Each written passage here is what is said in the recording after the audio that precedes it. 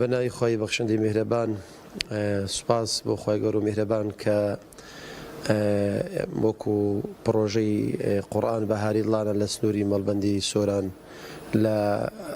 ڕێوڕسمێکی شایستەدا هەستەی مەدابەشکردنی خەڵاتەکان ئەوانەی کە لە تیر و پشکناویان دەرچوو بوو کە بریتی بوو لە عەمڕەیەک یەکێک لە بەشداربووان بە پلەی 100 توانی لە قورعەدا عەمڕەیەک بەدەست بێنێت لەگەڵ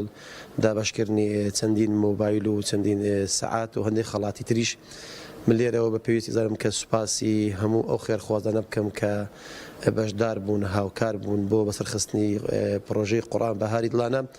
و پیرۆزبایی لە هەموو بەشداربوانیش دەکەم. من دەڵێم لەم زۆرە پێشبڕکێانەدا هەمومان براوین چونکە هەمومان مەشغوڵ بوون بە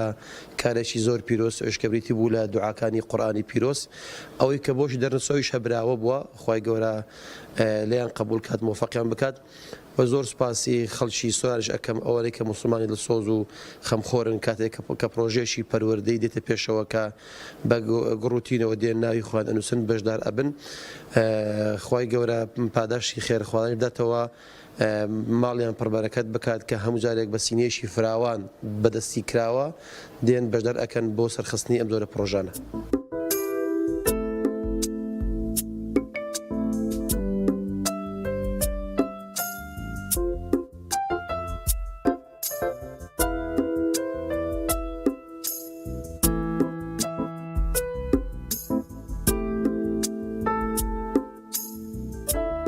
الحەمدولله دەستخۆشیان لێ دەکەم بەڕاستی پرۆژەیە کە زۆر سەرکەوتووە زۆریش باشە زۆر لە جێی خۆیەتی بەڕاستی ئەو پێشبڕکەی ئەو جارە قورئان بەهاری دڵانە شتێکی زۆر باش بوو بەڕاستی لە جێی خۆی بوو کۆمەڵە خەڵکێکی باش بەشداری کردووە الحەمدولله پیرۆزبایی لە هەمویان دەکەم ئینشاءڵڵا خی گەورە پاداشتی هەمویان داتەوە ئەوانەی دەرچوونەوانەی دەرنەچوون هەمویان دەرچوونە الحەمدولله مادەم بەشدار بوون الحەمدولله. من تەمەنم 10 ساڵە دڵخۆشم بەو هەدەیە کە ئێمە داوتانە بە ئێمە منیش یەکێکم لەو کەسانی کە لێرەدا بەشدار بوومە و هەدیەکم وەرگرتووە دەستخۆشی لە خێرخوازەکان دەکەم و بۆ ئەم هەدیە.